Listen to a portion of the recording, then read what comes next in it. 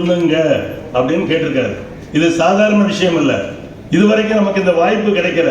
இப்போ இந்த வாய்ப்பு கிடைக்கும் போது நாம் சொல்லக்கூடியதெல்லாம் மாவட்ட ஆட்சித்தலைவர் மூலமாக, அமைச்சர் மூலமாக முதலமைச்சருக்கு எட்டுகின்ற பொழுது நிறைய விஷயங்கள் மதுரைக்கு நடைபெறும்.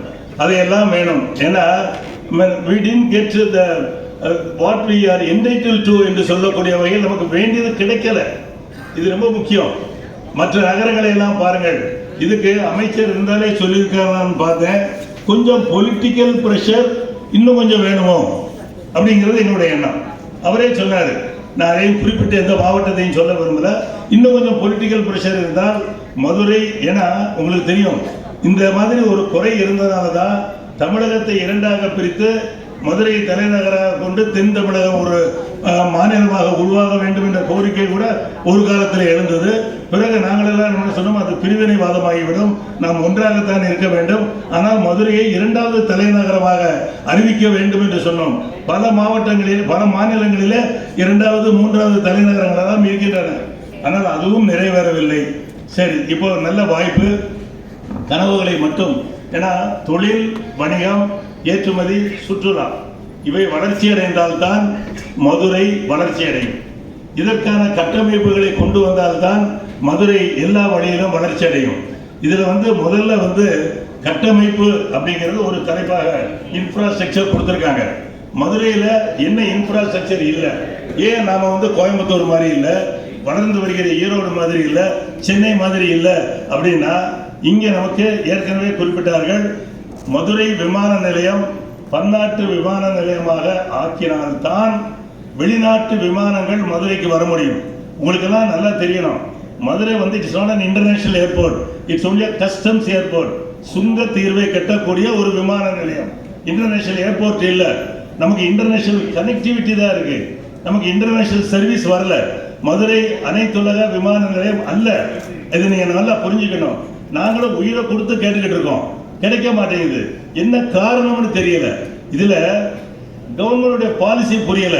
சில விமான நிலையங்கள் எல்லாம் கெட்டதுக்கு முன்னாடியே இன்டர்நேஷனல் விமான நிலையம் கட்டப்படுகிறது என்று சொல்றாங்க. ஆனா 55-60 வருஷம் ஆச்சு. இன்னைக்கு இன்னும் நல்லா புரிஞ்சுக்கோங்க, இந்தியாவில் 12 கஸ்டம்ஸ் ஏர்போர்ட் இருக்கு. அந்த 12 கஸ்டம்ஸ் ஏர்போர்ட்ல நமக்கு 3 நாடுகளுக்கு தான் தொடர்பு. உங்களுக்கு தெரியும், முதல்ல சிங்கப்பூர் இருந்தது, அது போயிடுச்சு. இப்போ அபுதாபி வந்திருக்கு, நமக்கு அடுத்தாப்புல ஸ்ரீலங்கா இருக்கு, நம்ம இது துபாய். இதை வச்சுக்கிட்டு இந்த 12 கஸ்டம்ஸ் ஏர்போர்ட்ல நம்ம தான் அதிகமான பயணிகளை கையாளுகிறோம். ஆனால் நமக்கு ப்ரொமோஷன் இல்லை, நம்மளை எலிவேட் பண்ண மாட்டேங்கிறாங்க. இதை கேட்கறதுக்கு ஆள் இல்லை, சொல்றதுக்கு இருக்கோம், ஆனால் கேட்கறதுக்கு ஆள் இல்லை. இது இன்டர்நேஷனல் ஏர்போர்ட் ஆனால் தான் மதுரையின் வளர்ச்சி, வெளிநாட்டவர்கள் வருவார்கள், இன்வெஸ்ட் பண்ணுவார்கள், சுற்றுலா வருவாங்க. இதில் ஒரே ஒன்று, இதெல்லாம் கொஞ்சம் லாங் டேர்ம் சார். நாளைக்கே மதுரையிலிருந்து பல நாடுகளுக்கு விமானம் வருவதுக்கு ஒரு சின்ன வழி. ஏசியா நாடுகள் உங்களுக்கு தெரியும், ஏசியா நாடுகள் 10 நாடுகள் இருக்கு. Singapore, Malaysia, Thailand, Indonesia, Vietnam, இப்படி 10 நாடுகள். அவங்கெல்லாம் ஒன்று சேர்ந்து ஓப்பன் ஸ்கை பாலிசி அப்படின்னு ஒன்று கொண்டு வந்தாங்க. கொண்டு வந்து அவங்க என்ன கேட்டாங்க இந்தியாவில் அப்படின்னா, சார் எங்களுக்கு Tier 2 Tier 3 டூரிசம் சிட்டியில் எங்களுடைய 10 நாடுகளில் இருந்தும் எந்த தடையும் இல்லாமல் விமான சேவையை நாங்கள் துவக்குகிறோம், நீங்களும் விமானம் இங்கே வரலாம். 18 டூரிசம் சென்டர்ஸ் இன் இந்தியாவை ரெக்கமெண்ட் பண்ணுங்கன்னு சொன்னாங்க. பண்ணியிருக்காங்க, 18 சென்டர்ஸ் ரெக்கமெண்ட் பண்ணியிருக்காங்க. ஆனால் நம்ம மதுரை மீனாட்சி அம்மன் கோயில், மதுரை மஹால், ராமேஸ்வரம் அப்படின்னு சொல்லக்கூடிய உலக புகழ்பெற்ற டூரிசம் சென்டரான மதுரை அதில் இடம்பெறவில்லை. இதை விட நமக்கு என்ன சார், நம்ம we are not entitled to get இது இல்லையா? நமக்கு மதுரை டூரிஸ்ட் சிட்டி இல்லைன்றாங்க சார். நம்ம டூரிசம்னு பேசுறோம், இதை ரெக்டிஃபை பண்ணக்கூடாதா? அவங்க ஒன்றும் 18ன்னு கேட்கல, 19 சொல்லியிருக்கலாம், 20 சொல்லியிருக்கலாம், ஆனால் சொல்லலை. யாரு என்ன காரணம்னு தெரியல. இப்ப அன்னைக்கு இது 15-16 நடந்தது. அன்னைக்கு மட்டும் மதுரையை அந்த ஏசியான் அந்த குரூப்ல ஒன் ஆஃப் த டூரிசம் சிட்டியாக சேர்க்கப்பட்டிருந்தால் எந்த பாசா அக்ரிமெண்ட்டும் வேண்டியதில்லை, எந்த ரெஸ்ட்ரிக்ஷனும் வேண்டியதில்லை. நினைச்ச நேரத்தில் நினைச்ச ஃப்ளைட்டு மதுரையிலிருந்து அந்த 10 நாடுகளுக்கும் போக முடியும், 10 நாடுகளிலிருந்து மதுரைக்கு வந்திருக்க முடியும். தொழில் பெரிய இருக்கும், இண்டஸ்ட்ரி பெரிய இருக்கும், ட்ரேட் பெரிய இருக்கும், எக்ஸ்போர்ட் பெரிய இருக்கும், சுற்றுலா பெரிய இருக்கும். எவ்வளோ டாக்டர்ஸ் இங்கே இருக்கீங்க. இன்னைக்கு மதுரையில் எவ்வளோ பெரிய மருத்துவமனைகள்லாம் இருக்கு. மெடிக்கல் டூரிசம், மதுரை மாதிரி மெடிக்கல் டூரிசம் இருக்கக்கூடிய வாய்ப்பு எங்கேயும் இல்லை. குறைந்த கட்டணத்தில் சிறந்த சேவை கொடுக்கக்கூடிய ஒரு நகரம் மதுரை மருத்துவத்துறையில். ஆனால் என்ன பிரயோஜனம்? இது எல்லாருக்கும் தெரியுது. ஆனால் அந்த மெடிக்கல் டூரிசத்துக்கு இது வேணும். சரி, நான் இன்னைக்கு சொல்றேன், இந்த ஒரு கருத்தரங்கின் வாயிலாக நாம் உரிய அழுத்தம் கொடுத்தால் நாளைக்கே வேண்டியது ஒரு கையெழுத்து, ஒரு பைசா கூட செலவில்லை. 18 சிட்டியை 19 சிட்டி ஆக்குங்க, அவங்க ரெடி. ஏன் கொடுக்க கூடாது? ஏன் இந்த ஒரு step motherly treatment for Madurai அப்படின்னு ஏன் சொல்ல வைக்கிறீங்க? வாய்ப்பு இருந்து எங்களுக்கு அது கொடுக்கல, தயவு செய்து கொடுங்க. அடுத்து நம்ம மாநில அரசு உடனே செய்யக்கூடியது உங்களுக்கு தெரியும். ரன்வே எக்ஸ்பென்ஷன் இருக்கு. கலெக்டர் சிறப்பாக அதில் உள்ள தடைகள் எல்லாம் நீக்கிட்டாரு. சிறுவ எக்ஸ்பென்ஷன் வரப்போகுது. அருப்புக்கோட்டை ரோடு கட் ஆஃப் ஆக போகுது. அருப்புக்கோட்டை ரோட்டில் பைபாஸ் கீழே வாகனங்கள், மேலே ரன்வே முடியாதுன்றாங்க. நான் 700 கோடி என்னமோ சொன்னாங்க, முடியாது. ரைட்டு. தென் தமிழகத்தில் இருக்கவங்க மதுரை விமான நிலையத்துக்கு வரணும்னா ஒரு ஷார்ட்கட் ரூட் இருக்கணும். இப்போ எப்படின்னா ராஜ்பவன் வரைக்கும் வந்து அருப்புக்கோட்டை ரோட்டில் போய் அந்த அமிகா ஹோட்டல் போய் அதுக்கு பிறகுதான் விமான நிலையம் போகிற மாதிரியான அமைப்பு இப்போ இருக்குது. நான் கலெக்டர் அவர்கிட்டையும் கேட்டுக்க சொல்லிடுறேன், நம்முடைய கமிஷனர்கிட்டையும் சொல்லிடுறேன். தியாகராஜர் மில்லுக்கு பக்கத்தில் இருக்கக்கூடிய பிரிட்ஜ் உங்களுக்கு தெரியும். அங்கே ஸ்டார்ட் பண்ணி தான் அருப்புக்கோட்டை ரோட்டில் இருக்கக்கூடிய ராஜ்பவன் வரைக்கும் அந்த ரோடு வருது. அங்கே ஆரம்பித்த உடனேயே லெஃப்டில் ஒரு ரோடு கீழே இறங்குது. அந்த ரோடு அப்படியே western side of the airport அந்த வால் அதை ஒட்டி வந்தால் முன்னாடி இருக்கக்கூடிய நம்முடைய அம்பேத்கர் சிலைக்கு வந்துடலாம். Very shortest road. நான் கார்லேயே போனேன். அதாவது அன்ஃபார்ம்டு ரோடு இப்போ இருக்கு. That can be converted as a road. So southern district people அவங்கள தான் நம்ம வந்து ஏர்போர்ட் நம்பி இருக்கோம். அவங்க எளிதாக ஏர்போர்ட் வருவதற்கு இது ஒரு அருமையான சாலை. நம்மளே பண்ணிடலாம். கலெக்டர் நினைச்சா நாளைக்கே பண்ணிடலாம். இது ஒரு பக்கம். கண்மாய்களை பற்றியெல்லாம் சொன்னாங்க. நாங்கள் எங்களுடைய அக்ரோஃபுட் சேம்பரில் இருந்து நம்முடைய திருப்பதி ராஜன் எங்களுடைய ஒரு மெம்பர், அவர் வந்து இந்த ஸ்வச் பாரத்துக்கு மிஷினரி எல்லாம் நம்முடைய கமிஷனர் மூலமாக கொடுத்து அவரே அதை இயக்குகிறார். அவருடைய பகுதியில் அவனேபுரம் பகுதியில் அவரே அவருடைய சொந்த செலவில் இயக்குகிறார். இப்போ நாங்கள் என்ன மேடம்கிட்ட கொடுத்துருக்கோம் அப்படின்னா, கண்மாயை பற்றி பேசினார்கள். அவனியாபுரம் கண்மாயை நாங்கள் தத்தெடுத்துக் கொள்ள தயார். அதை ரீசில்ட் பண்ணி அந்த தண்ணீரை சுத்தமாக்குவதற்கான செலவு முழுவதுமே எங்களுடைய அமைப்பு ஏற்றுக்கொள்ள தயார். அதற்கான அனுமதியை கொடுங்கள். நாங்கள் அதை செஞ்ச பிறகு it can be replicated in all other கண்மாய். இதில் அவனியாபுரம் கண்மாய் நாங்கள் எடுக்கிறோம். இது ஸ்வச் பாரத்தை பொறுத்தவரையில் சார், மதுரையில் ஒரு ட்ரேட் சென்டர் இல்லை. சென்னையில் நந்தம்பாக்கத்தில் ட்ரேட் சென்டர், கோயம்புத்தூரில் கொடிஷியா. சார் நம்ம ஊரில் உங்களுக்கு தெரியும், பிராட்கேஜ் வர்றதுக்கே நாளாச்சு. நாங்கள்லாம் அந்த காலத்தில் கரூர், திண்டுக்கல், மதுரை பிராட்கேஜ்னு போராட்டம் நடத்தி தான் அது வந்தது. மதுரைக்கு இந்த ஒரு ஹால் இல்லை, ட்ரேட் சென்டர் இல்லாதனால பல கூட்டங்கள் இங்கே நடக்கலை, பல தொழில் எக்ஸிபிஷன் இங்கே நடக்கலை. தென் தமிழகமே முன்னேற்றம் அடையலை. ஒரு எக்ஸிபிஷன் ஒரு 20-25 ஏக்கர். ஏன்னா நந்தம்பாக்கம் வந்து 25 ஏக்கர், கொடிஷியா 40 ஏக்கர். அந்த அளவுக்கு பெரிய ஏக்கர். நீங்கள் சும்மா இந்த 2-3 ஏக்கரில் கொடுக்கறது ஹோட்டல்லே இருக்கு. கன்வென்ஷன் ஹால், அது கன்வென்ஷன் ட்ரேட் சென்டரில் குறைஞ்சது 15 ஏக்கருக்கு மேலே வேணும். இப்போ மிக அருமையான ஒரு மாஸ்டர் பிளான் கொடுத்துருக்காங்க. அமைச்சருக்கு நன்றி, கமிஷனருக்கு நன்றி, assistant director of town planning நன்றி, கமிஷனருக்கு நன்றி, எல்லாருக்கும் நன்றி. அருமையான ஒரு மாஸ்டர் பிளான். அடுத்த 20 வருஷம் மதுரை எப்படி இருக்க போகுது அப்படின்னு சொல்லி அதில் வேடிக்கை பார்த்தீங்கன்னா, நாங்கள் கேட்டோம், இண்டஸ்ட்ரி ஆரம்பிக்கிறதுக்கு இடம் அதிகமாக கொடுங்க, தொழில் ஆரம்பிக்கிறதுக்கு இடம் அதிகமாக கொடுங்க அப்படின்னு கேட்டோம். இப்போ தொழில் ஆரம்பிக்கிறதுக்கு, அதாவது கமர்ஷியல் கடைகள் நிறுவனங்கள் ஆரம்பிக்கிறதுக்கு 19.01 சதுர கிலோமீட்டர் தான் இருக்கு. 19.01 சதுர கிலோமீட்டர். அதை இவங்க இப்போ மதுரை மாஸ்டர் பிளானில் 59.08 அந்த அளவுக்கு, சாரி 49.08 அந்த அளவுக்கு கொண்டு சென்று விட்டார்கள். 3 டைம்ஸ் கூடுதலாக நிலங்களை அடையாளப்படுத்தியிருக்காங்க கமர்ஷியலுக்கு. இண்டஸ்ட்ரிக்கு நமக்கு இருந்தது 19.17 ஸ்கொயர் கிலோமீட்டர்.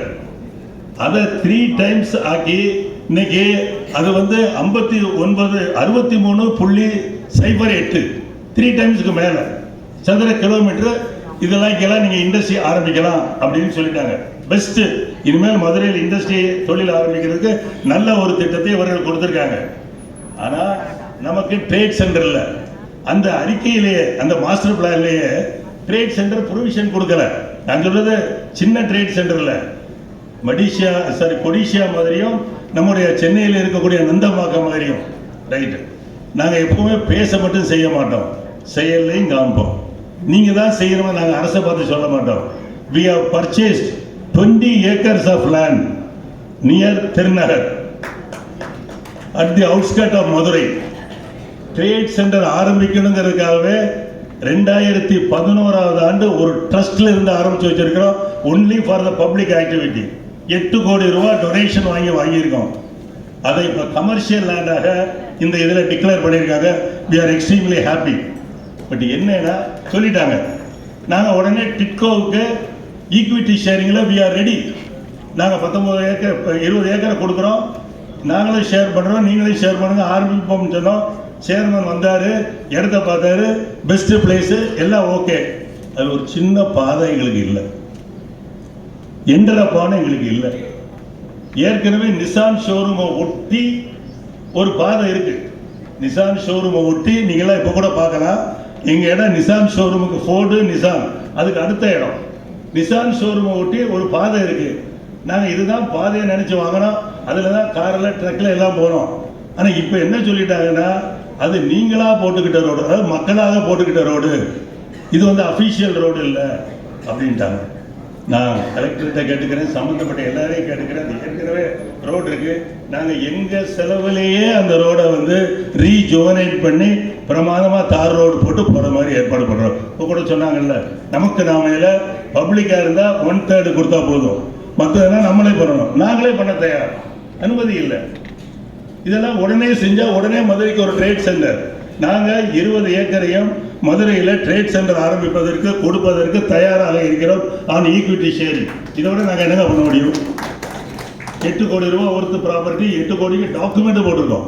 நம்பர் 2 எல்லாம் இல்லை, அவ்வளோ டொனேஷன் வாங்கி டாக்குமெண்ட் போட்டோம் 2011. ஸோ இந்த ஒரு இன்ஃப்ராஸ்ட்ரக்சர் மதுரையில் இல்லை. Right. NIPER, national institute of pharmaceutical education and research. இப்போ இந்த பட்ஜெட்டில், சென்ட்ரல் பட்ஜெட்டில் பார்த்துருப்பீங்க, இந்தியாவை பயோஃபார்மா ஹப் ஆக்கணும் அப்படின்னு சொல்லியிருக்காங்க.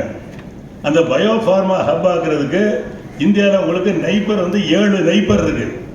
அந்த 7 நைப்பர் உதவியோட 3 புது நைப்பர் போட போறோம்னு சொல்லியிருக்காங்க. ஏற்கனவே நைப்பர் சாங்ஷன் ஆகி, உங்களுக்கு தெரியும், ஒத்த கடையிலிருந்து அந்த ரிஜிஸ்ட்ரார் ஆஃபீஸர் ரோடு இருக்கு, அதில் இடம் ஒதுக்கீடு செய்யப்பட்டு அப்படியே இருக்கு. தயவு செய்து இந்த 3 புதுசு வர்றதில்ல, ஒன்று இந்த இடம் ஏற்கனவே ஒதுக்கீடு செய்யப்பட்ட இடம், இதில் வரல. அது 10-15 வருஷமாக வரல, ஆனால் ஒதுக்கீடு செஞ்சு இருக்கு. அதில் அந்த நைப்பர் வந்தால் மிக சிறப்பாக நல்ல வேலை வாய்ப்பு, நல்ல எஜுகேஷன் அண்ட் ரிசர்ச்சு. மதுரையும் வந்து இந்த ஹப் வருது பாருங்க, அதாவது பயோஃபார்மா ஹப். உங்களுக்கு தெரியும், டாக்டர்ஸ் எல்லாம் இருக்கிறீங்க. நான் கண்டேஜியஸ் டிசீஸ், டயபெட்டிஸோ கேன்சரோ ஆட்டோ இம்யூனேஷன், இதெல்லாம் டிஸார்டர், இதுக்கெல்லாம் மெடிசின் வேணும். அந்த மெடிசனை கண்டுபிடிக்கக்கூடிய ஒரு நாடாக, ஒரு ஹப் நாடாக உலகத்திலேயே இந்தியாவை உருவாக்குற திட்டத்தில் மதுரை சேரக்கூடிய ஒரு அருமையான வாய்ப்பு இருக்கு. தயவு செய்து அதை கொண்டு வந்தால் அதுதான் எங்களுக்கு கனவாக இருக்கும். மதுரையினுடைய மேம்பாடு நிச்சயமாக அதில் அடையும் என்பதில் எந்த விதமான சந்தேகமும் இல்லை.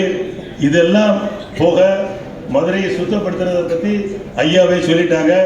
வைகையில் பெரனியல் ரிவரா அது என்னைக்குமே நடக்கணும் அப்படிங்கிறதுக்கும் ஐயா சொல்லிட்டாங்க. ஏன்னா மதுரை வந்து வைகை பேஸ்டு தான், அதனால அதை பற்றியும் அவர்கள் சிறப்பாக சொல்லியிருக்கிறார்கள். இப்படி அதாவது சில வேலையெல்லாம் உடனே நடக்கக்கூடிய வேலைகள். இதில் கண்மாயை பற்றியெல்லாம் பேசும்போது சொன்னாங்க, இந்த நிலையூர் கண்மாயை அமைச்சரை ஞாபகப்படுத்தினார். பிக்கெஸ்ட் கண்மா. பட் என்ன பிரச்சனை தெரியுமா? அதுக்கு கரையே இல்லை. அப்போ என்ன ஆகும்?